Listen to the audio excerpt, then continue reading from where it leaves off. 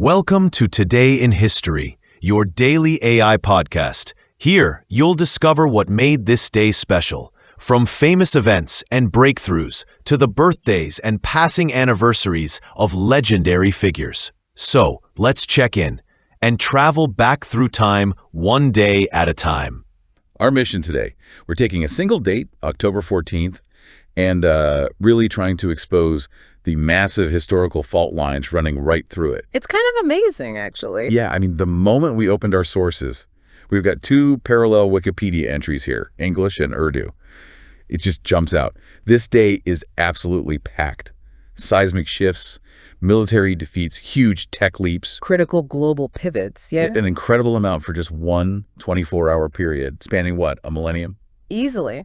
And when we look at this collective history of October 14th, we're not just, listing facts, we're hunting for a pattern. And the pattern seems to be sudden rupture. That seems to be the theme. It's like the moment where extreme pressure finally makes a system, snap. Right. So that's our goal today. Pull out these historical threads, these cultural strands, from both perspectives, East and West, you could say, to figure out why this date keeps featuring these power struggles, revolutions, and frankly, these huge achievements. Okay.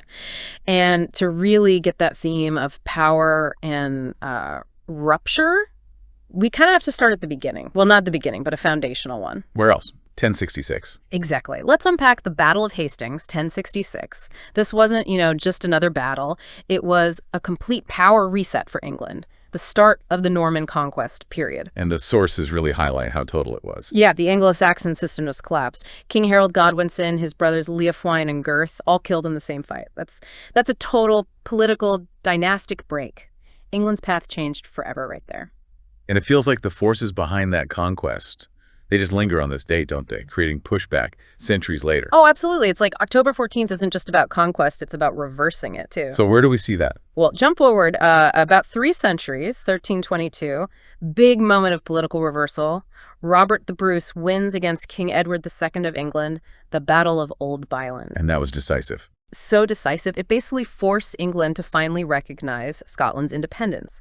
So you have this huge power grab in 1066, and then centuries later, same calendar day, you see power being clawed back. That dynamic military dominance, redrawing maps, it just keeps going. Right into the rise of the big continental powers. Look at 1806, Napoleon. He crushes Prussia at the Battle of Jena Auerstedt. Part of the War of the Fourth Coalition. Exactly. Napoleon cementing French power across Europe. It's this constant reshaping, often by force, and it keeps happening on October 14th. But it's not all huge armies clashing, is it?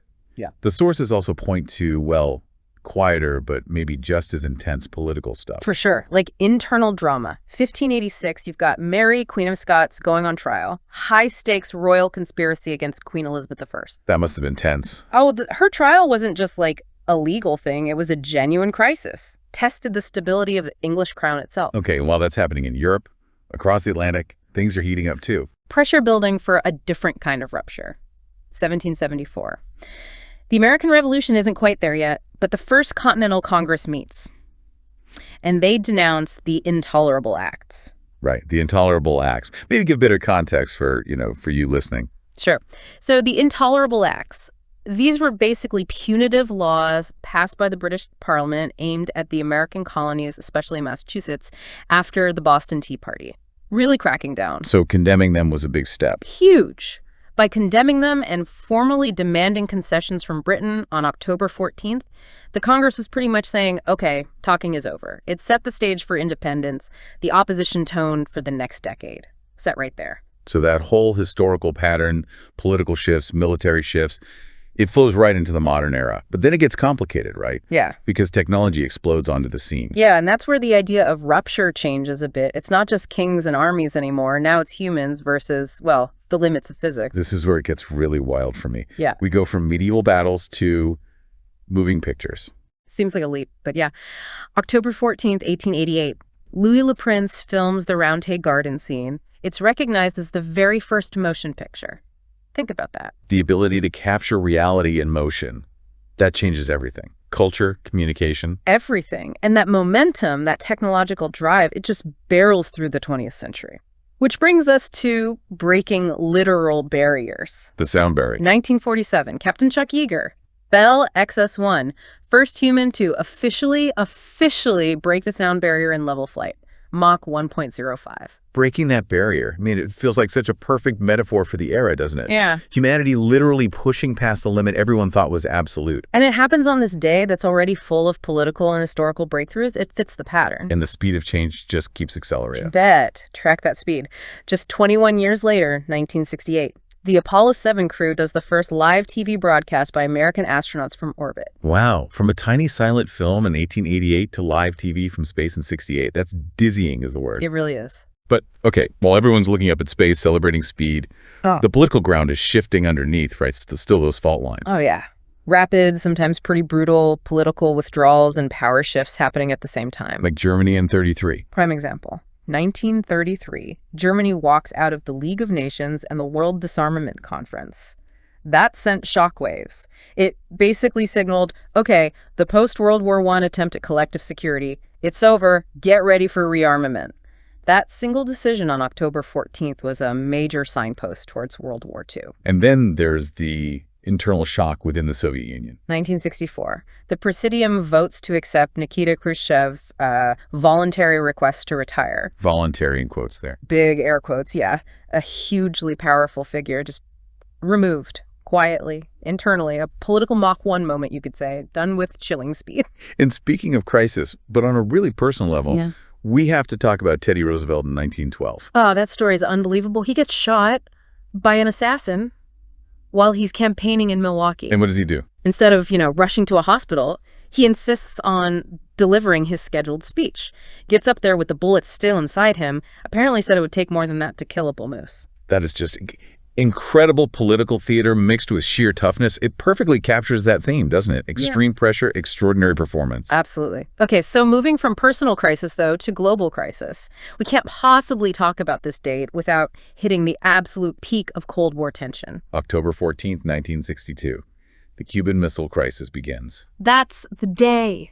The day the world genuinely held its breath, an American spy plane, a U-2, takes photos, Soviet ballistic missiles being installed in Cuba. And suddenly, the nuclear threat isn't abstract anymore. It's right there, immediate, terrifying. The fact that the starting gun for the most dangerous standoff in modern history fires on October 14th, it just hammers home that theme of sudden rupture. It wasn't a slow creep, it was a revelation. Boom. The whole global balance felt different overnight. Superpowers on the brink. And yet, amidst all that conflict, all those near misses, this day is also deeply connected to peace, specifically the Nobel Peace Prize. It's a fascinating counterpoint, isn't it? 1964, Dr. Martin Luther King Jr. receives the Nobel Peace Prize. Foundational work, nonviolent struggle against racial inequality. And then jump forward 30 years. 1994, Yasser Arafat, Yitzhak Rabin, and Shimon Peres share the prize for the Oslo Accords. These huge moments where global institutions are trying to recognize efforts to mend the very fault lines that seem to define the rest of the day's history. Which brings up something interesting about our sources, right? How different cultures or regions might emphasize different milestones. Exactly. So while King and the Oslo winners are, globally recognized, the Urdu Wikipedia source we looked at makes a point of highlighting something else. Which was? October 14th, 1988. Naguib Mahfouz becomes the first Arab writer to win the Nobel Prize in Literature. Okay, that's significant. Hugely significant. A massive cultural moment for the Arab world, international recognition for Arab literature, intellectual life. The fact that it's specifically called out in that source tells you something about, cultural priorities in marking history. And that kind of cross-source comparison is really important when we look at, say, post-colonial restructuring too. The sources show parallel things happening in South Asia, but with different national focuses. Right. Let's start with Pakistan. The Urdu source details a really critical constitutional change on October 14th, 1955. They implemented the one-unit scheme. Explain that a bit for us. What was the one-unit scheme? So for you listening, this was a major administrative overhaul. They merged all the western provinces of Pakistan into a single administrative unit called West Pakistan. So the country was basically left with just two provinces, West Pakistan and East Pakistan. And East Pakistan's name changed too. Simultaneously, yeah. Changed to East Bengal. It was this huge, ambitious, top-down attempt to create unity in a very diverse state. Ultimately controversial, but a massive restructuring effort on this date. Okay, and then next door, in India, a year later, a different kind of rupture. A monumental social and spiritual one. October 14, 1956, Dr. B.R. Ambedkar, a towering figure, leader of India's historically oppressed communities, the Dalits, formerly known as untouchables, he converts to Buddhism. And not just him, right? No, along with something like 385,000 of his followers. This mass conversion wasn't just religious. It was the bedrock moment for the neo-Buddhist movement in India and a profound social statement, a rejection of the Hindu caste system. So this date is clearly a focal point for massive national, political, and spiritual reorganization across continents. That theme of fundamental shifts, it applies just as much to deep social structures as it does to governments or borders. Absolutely proves it. Now, let's quickly touch on some key figures associated with this day. Because their lives often seem to reflect the power, the pressure we've been talking about, we should probably be selective, focus on those who really embody these themes. Agreed. On the birth front, you've got figures who were right at the center of global power shifts. James II of England, born 1633, his reign was pure turbulence, religious and political. And then someone more modern. Dwight D. Eisenhower, born 1890. The five-star general who led the Allies in Europe in World War II then becomes U.S. president right in the thick of the Cold War. These aren't minor players. They fundamentally shaped the world we live in. And the departures on this date, they're also heavy. They tie into themes of defeat, legacy. Very much so. You have the death of Field Marshal Erwin Rommel, the Desert Fox, forced suicide, October 14, 1944. He was implicated in the plot against Hitler, a dramatic, crushing personal end during a global conflict. Wow, that fits the theme perfectly. And then in culture, which often mirrors these deep societal shifts, you see the loss of giants. Leonard Bernstein, the composer, died in 1990. Huge figure in American music. And more recently, Robbie Coltrane, beloved as Hagrid, passed in 2022. End of an era for many people. Yeah, these departures mark endings, sometimes the end of whole cultural eras. So trying to pull this all together, this incredible density of events, on just one day, October 14th, it takes us from the foundational collapse of an empire in 1066, Hastings, to the start of a global nuclear crisis almost exactly 900 years later with the Cuban Missile Crisis. It feels like a day defined by these singular acts of incredible courage, Yeager pushing through the sound barrier, Roosevelt giving that speech while wounded. And also by sudden, sometimes catastrophic systemic failures, like regimes collapsing or withdrawing. So connecting this to the bigger picture for you, the listener, what does it suggest? Well, I think it shows us that these seemingly disconnected events, a medieval battle, a space broadcast, a mass religious conversion, they're often tied together by the big fault lines of their time. You know, the race for technology, the search for peace, the constant shadow of war. The pressure is always building. And October 14th seems to be a day when, historically, that pressure just finds a release point. The system breaks. So what does this concentration mean? All these political assassinations, military defeats, surprise withdrawals on October 14th. Is it just random historical noise? Or does it suggest something deeper? And we have to end on one event that truly embodies that idea of rupture, pressure, and liberation, even in the darkest circumstances. Which is? Our sources confirm it. October 14th, 1943. The Sobibor Uprising. Prisoners at the Nazi extermination camp.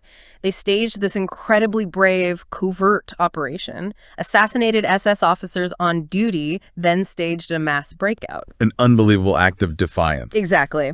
So considering everything else, all the military defeats, the political assassinations, the falls from power throughout history on this date, it leads to a final thought, doesn't it? Is October 14th somehow historically cursed for people in power? Or maybe just represents that tipping point, the moment when the pressure of historical forces or the sheer will of the oppressed, or maybe the drive of innovators finally just snaps the constraints, the moment they decide to break free. That's the question, isn't it?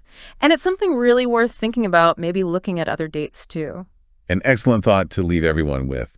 Thank you for joining us for this deep dive into the dense history of October 14th. That's all for today's episode of Today in History. Thanks for listening.